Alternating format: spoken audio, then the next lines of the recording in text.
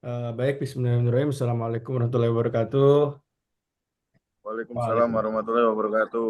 Kami dari kelompok 3 akan menjawab pertanyaan-pertanyaan yang sudah dikirim melalui Google Drive. Untuk pertanyaan pertama dari Arif Winanda, yaitu bagaimana pendapat kelompok Anda jika ketersediaan barang non-migas yang ada di dalam negeri masih belum mencukupi untuk kebutuhan di dalam negeri itu sendiri. Namun pemerintah tetap melakukan ekspor besar-besaran terhadap barang non-migas itu sendiri.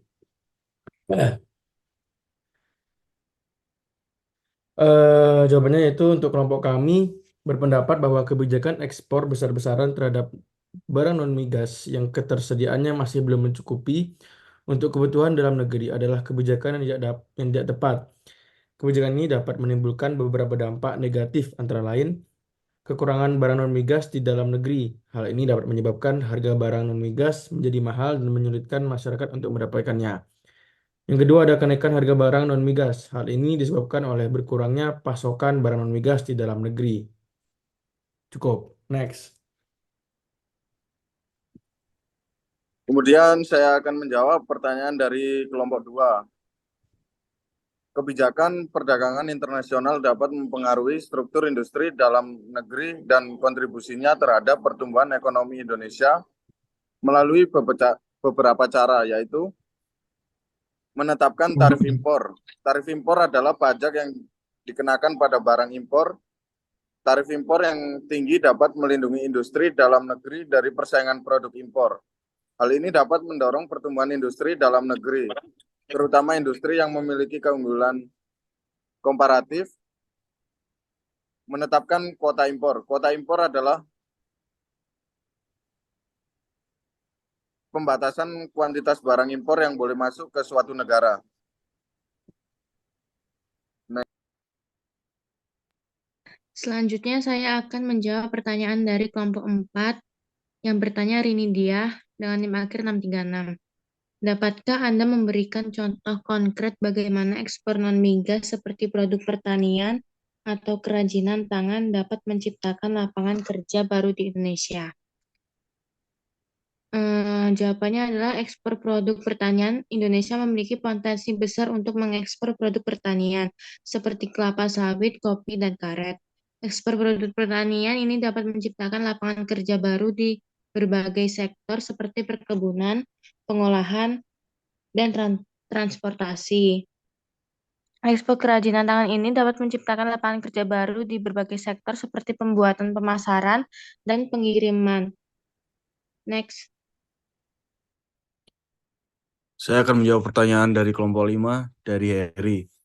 Pertanyaannya yaitu krisis ekonomi global dapat berdampak negatif terhadap ekspor Indonesia, terutama jika negara mitra dagang utama Indonesia juga mengalami krisis. Hal ini dapat menyebabkan penurunan permintaan terhadap ekspor Indonesia sehingga dapat menghambat pertumbuhan ekonomi Indonesia. Untuk menangani hal tersebut, pemerintah perlu mengambil langkah-langkah berikut, yaitu menjaga stabilitas ekonomi domestik. Pemerintah perlu menjaga stabilitas ekonomi domestik seperti menjaga inflasi dan nilai tukar rupiah agar tetap stabil.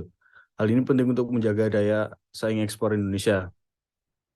Kemudian yaitu melakukan diversifikasi pasar ekspor. Pemerintah perlu melakukan diversifikasi pasar ekspor agar tidak terlalu bergantung pada suatu atau dua negara mitra dagang. Meningkatnya daya saing produk ekspor, pemerintah perlu meningkatkan daya saing produk ekspor Indonesia baik dari segi kualitas, harga maupun desain. Next.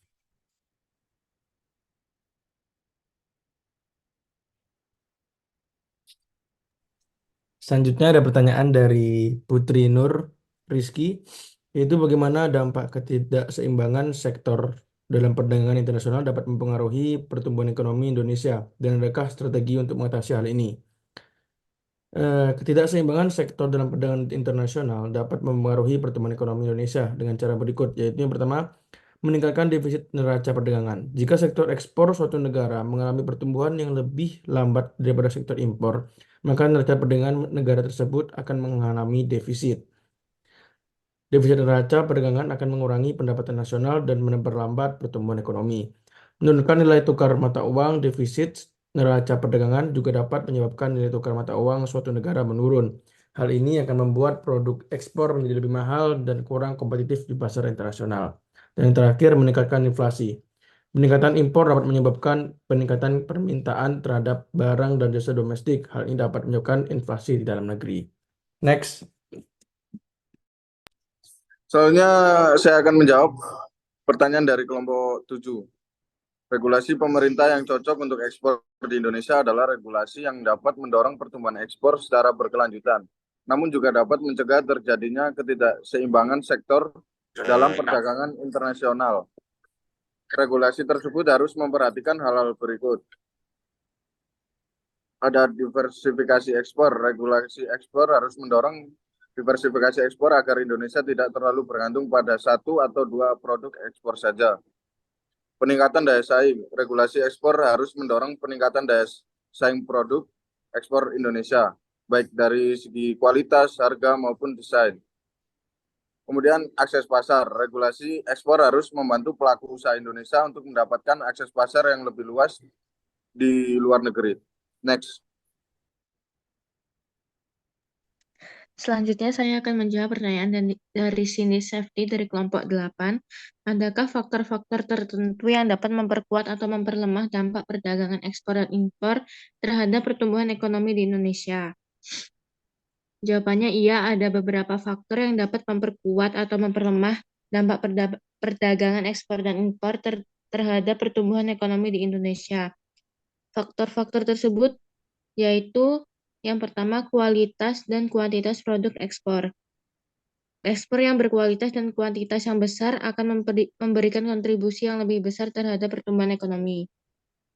Yang kedua, diversifikasi ekspor. Diversifikasi ekspor akan mengurangi resiko ketidakseimbangan sektor dalam perdagangan internasional. Yang ketiga, akses pasar. Akses pasar yang luas akan memudahkan pelaku usaha Indonesia untuk mengekspor produknya. Dan yang terakhir, kebijakan pemerintah. Kebijakan pemerintah yang mendukung perdagangan internasional seperti kebijakan fiskal, moneter, dan perdagangan akan mendorong pertumbuhan ekspor dan impor. Next. Saya akan menjawab pertanyaan dari kelompok 9 dari Nur Alfi. Pertanyaannya yaitu bagaimana jika suatu negara cenderung lebih besar impor daripada ekspor? Apa pengaruh bagi perekonomian negara yang bersangkutan? Jadi jika suatu negara cenderung lebih besar impor daripada ekspor, maka negara tersebut mengalami defisit neraca perdagangan. Defisit neraca perdagangan berdampak negatif bagi perekonomian negara yang bersangkutan, antara lain yaitu meningkatkan ketergantungan pada negara lain. Kemudian selanjutnya yaitu menurunkan pendapatan nasional. Pendapatan nasional suatu negara dapat menurun jika nilai impor lebih besar daripada nilai ekspor. Dan yang terakhir yaitu meningkatkan inflasi impor yang besar dapat menyebabkan peningkatan permintaan terhadap barang dan jasa domestik. Next.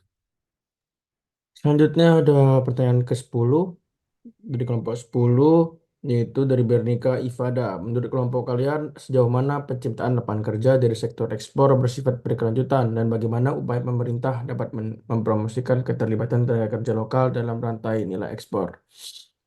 Penciptaan lapangan kerja dari sektor ekspor dapat bersifat berkelanjutan jika didukung oleh beberapa faktor, yaitu sebagai berikut. Yang pertama adalah diversifikasi ekspor, di mana diversifikasi ekspor akan mengurangi risiko ketergantungan pada satu atau dua produk ekspor saja. Hal ini akan membuat sektor ekspor lebih tahan terhadap perubahan permintaan di pasar internasional. Yang kedua ada peningkatan daya saing. Peningkatan daya saing produk ekspor akan membuat produk ekspor Indonesia lebih kompetitif di pasar internasional. Hal ini akan mendorong pertumbuhan ekspor dan menciptakan lapangan kerja yang lebih berkelanjutan. Yang terakhir ada akses pasar yang luas. Akses pasar yang luas akan memudahkan pelaku usaha Indonesia untuk mengekspor produknya. Hal ini akan menciptakan volume ekspor dan menciptakan lapangan kerja yang lebih berkelanjutan. Next.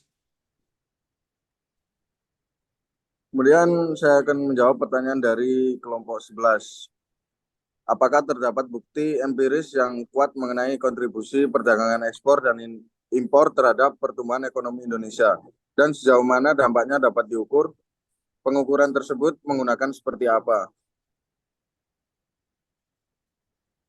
Ya, terdapat bukti empiris yang kuat mengenai kontribusi perdagangan ekspor dan impor terhadap pertumbuhan ekonomi Indonesia. Hal ini didukung oleh berbagai penelitian yang telah dilakukan oleh para ahli ekonomi. Salah satu penelitian yang menunjukkan kontribusi perdagangan ekspor dan impor terhadap pertumbuhan ekonomi Indonesia adalah penelitian yang dilakukan oleh Bank Indonesia pada tahun 2022. Berdasarkan hasil penelitian tersebut, setiap kenaikan 1% pertumbuhan ekspor dan akan menyebabkan kenaikan 0,09% pertumbuhan ekonomi Indonesia. Bukti empiris lainnya yang menunjukkan kontribusi perdagangan ekspor dan impor terhadap pertumbuhan ekonomi Indonesia adalah penelitian yang dilakukan oleh Badan Pusat Statistik pada tahun 2022. Kontribusi perdagangan ekspor dan impor terhadap pertumbuhan ekonomi Indonesia dapat diukur dengan menggunakan berbagai macam metode. Salah satunya adalah metode regresi ekonometrika. Next. Selanjutnya, pertanyaan dari Nikendra Rahayu, kelompok 12. Bagaimana menurut kelompok Anda, apakah kebijakan perdagangan ekspor dan impor memiliki dampak signifikan pada sektor-sektor tertentu dalam perekonomian Indonesia? Menurut kelompok kami, kebijakan perdagangan ekspor dan impor memiliki dampak signifikan pada sektor-sektor tertentu dalam perekonomian Indonesia. Dampak tersebut dapat bersifat positif maupun negatif, tergantung pada jenis kebijakan yang diterapkan dan kondisi perekonomian saat itu. Pengaruh terhadap sektor pertanian. Kebijakan perdagangan ekspor dan impor dapat berpengaruh terhadap sektor pertanian, baik secara positif maupun negatif. Kebijakan yang mendukung ekspor produk pertanian seperti memberikan insentif fiskal dapat mendorong peningkatan produksi dan ekspor produk pertanian. Hal ini dapat meningkatkan pendapatan petani dan meningkatkan kesejahteraan masyarakat pedesaan. Next. Selanjutnya saya akan menjawab pertanyaan dari kelompok 13 dari Adrianto Pasila. Seberapa besar kontribusi ekspor dan impor terhadap produk domestik bruto atau PDB Indonesia dalam 10 tahun terakhir? Apakah terjadi peningkatan atau penurunan? Jadi berdasarkan data dari Badan Pusat Statistik atau BPS, kontribusi ekspor dan impor terhadap produk domestik bruto dalam 10 tahun terakhir mengalami peningkatan. Pada tahun 2013, kontribusi ekspor dan impor terhadap PDB Indonesia sebesar 36,34%. Angka ini meningkat menjadi 43,10% pada tahun 2022. Peningkatan kontribusi ekspor dan impor terhadap PDB Indonesia disebabkan oleh beberapa faktor, antara lain yaitu peningkatan volume ekspor dan impor. Kemudian peningkatan harga komoditas pada periode 2013 sampai 2022. Dan yang terakhir yaitu peningkatan permintaan global pada periode 2013 sampai 2022. Permintaan global terhadap produk Indonesia meningkat. Next.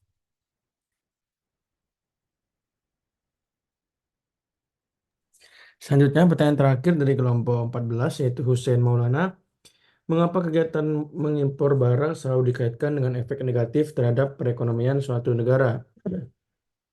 Apa saja dampak positif kegiatan impor untuk perekonomian di dalam negeri? Jawaban kami yaitu kegiatan impor barang sering dikaitkan dengan efek negatif terhadap perekonomian suatu negara karena beberapa faktor, antara lain yaitu ketergantungan pada negara lain. Impor barang dapat menyebabkan ketergantungan pada negara lain untuk memenuhi kebutuhan barang dan jasa dalam negeri. Hal ini dapat menimbulkan masalah keamanan dan stabilitas ekonomi. Yang kedua, meningkatkan inflasi. Impor barang dapat menyebabkan peningkatan permintaan terhadap barang dan jasa domestik. Hal ini dapat menyebabkan inflasi dalam negeri.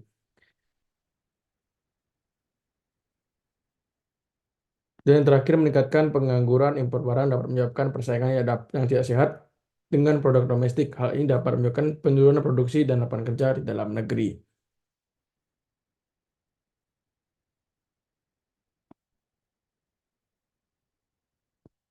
Baik, cukup sekian dari kelompok kami, yaitu kelompok 3.